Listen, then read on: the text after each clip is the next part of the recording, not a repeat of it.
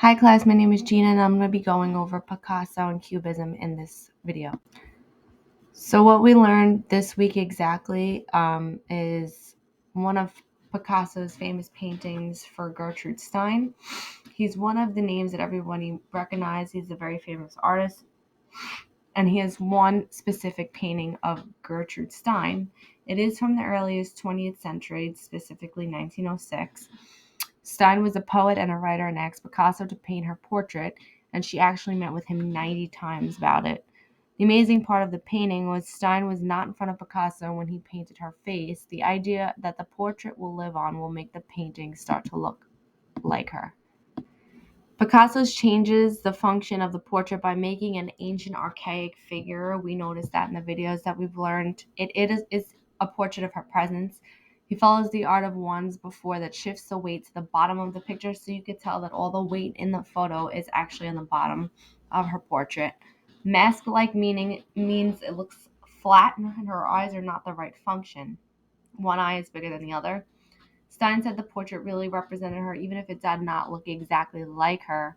Her background specifically is sketchy, and the portrait is not like others because it doesn't smack you in the face with information on exactly who it is.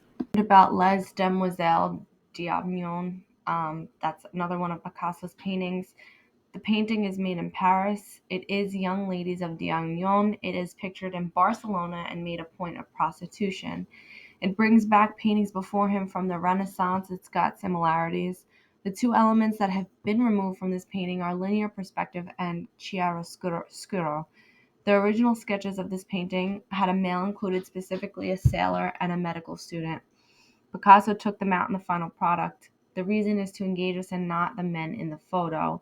He wanted to describe memento mori, which is a reminder of death. The skull relates to that carried by the medical student in the original sketch. The masks in the portrait are similar to African masks in archaic ones like the Stein painting Picasso has done, and the viewpoints are manipulated because they come so close together.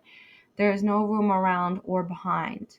Cubism is similar to this by looking at the central figure by looking down and forward, and the artists that saw this painting were horrified and in shock. The African masks on the women are given the sign of colonialism. We then learned about Cubism, and analytic Cubism specifically is taking something apart. The forms have been disassembled, left to look like a jigsaw puzzle. The further distance back from the painting is where it could look like something else. The one we saw in the video is like the form of a man. Picasso thinks Cubism is a representation of the current time by using linear perspective, making three-dimensional forms. Cézanne moves around his paintings to create the three-dimensional form. The overlapping of shapes and shadowing around the linear lining makes it the way it is. The title is crucial to a painting because sometimes you can't make it out without knowing what it is.